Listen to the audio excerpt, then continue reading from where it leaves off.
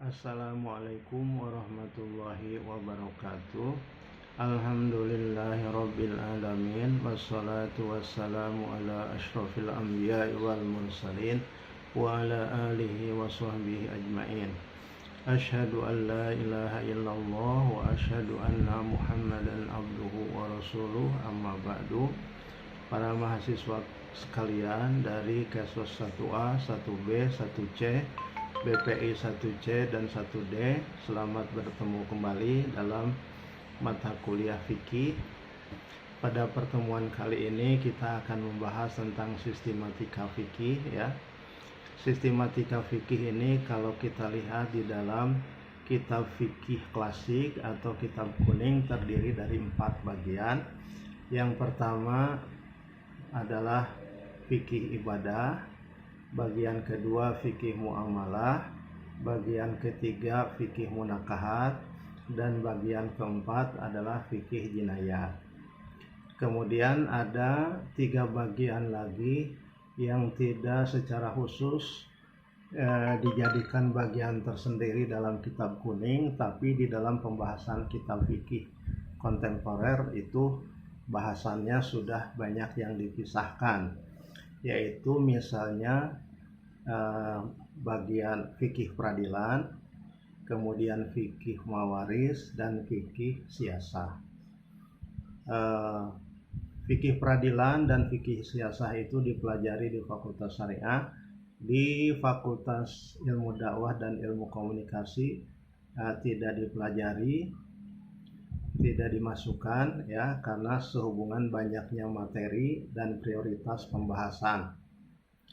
Jadi untuk Fakultas Ilmu Dakwah dan Ilmu Komunikasi ditambahkan satu lagi, yaitu mengenai fikih mawaris, sehingga totalnya ada 5, yaitu fikih ibadah, fikih muamalah, kemudian fikih munakahat, fikih jinayat, dan fikih mawaris. Baiklah, bagian pertama dari fikih adalah fikih ibadah. Dalam fikih ibadah dibahas tentang pertama tentang toharoh ya. Dan di dalam toharoh itu ada pembahasan tentang macam-macam najis, yaitu najis mughallazoh, najis mutawassitoh, najis muhaffafah. Kemudian tentang macam-macam hadas, yaitu hadas besar, kemudian hadas kecil, dan cara-cara mensucikan dari keduanya, yaitu hadas besar disucikan dengan cara mandi, hadas kecil disucikan dengan cara berwudu, sedangkan najis disucikan dengan cara menghilangkan najisnya dan dicuci dengan air sesuai dengan jenis najisnya ya. Silahkan nanti diperdalam dengan membaca sumber ya. Kemudian setelah toharoh ada pembahasan mengenai sholat, zakat, puasa, dan haji. Itu pembahasan dalam fikih ibadah ya. Dan ini merupakan pengulangan dari materi pelajaran agama yang dipelajari di sekolah menengah pertama maupun menengah umum. Kemudian bagian kedua adalah fikih muamalah ya. Di dalam fikih muamalah nanti dipelajari tentang pengertian harta, pengertian akad, dan pengertian muamalah. Kemudian yang kedua macam-macam akad ya, ada akad jual beli, sewa menyewa, pinjam meminjam, dan hibah. Kemudian yang ketiga mengenai kerjasama usaha seperti mudharabah, kemudian musyarakah, dan murabahah. Dan keempat yaitu kerjasama dalam bidang pertanian dalam bentuk muzaroah, muhobaroh, dan musaqoh. Dan bagian ketiga adalah fikih munakahat. Dalam fikih munakahat materi terbagi 2. Yang pertama materi tentang pernikahannya itu sendiri, tentang nikahnya. Yang kedua materi tentang tolak. Tentang nikah akan dipelajari mengenai pengertian nikah, kemudian hukum nikah, rukun nikah, syarat nikah, serta hak dan kewajiban suami istri. Tentang bagian kedua yaitu talak, nanti akan dipelajari tentang pengertian tolak, tentang idah, tentang rujuk, fasah, khulu, ila, li'an ya. Nah itu. Kemudian zihar. Ya. Bagian kedua. Kemudian bagian ketiga itu, bagian keempatnya tentang fikih jinayat. Fikih jinayat itu terdiri dari 3. Yang pertama hudud, yang kedua kisos, dan yang ketiga ta'zir. Hudud itu adalah hukum-hukum pidana yang telah ditetapkan oleh Quran atau hadis, seperti pidana pencurian, pidana zina, pidana minum homer ya.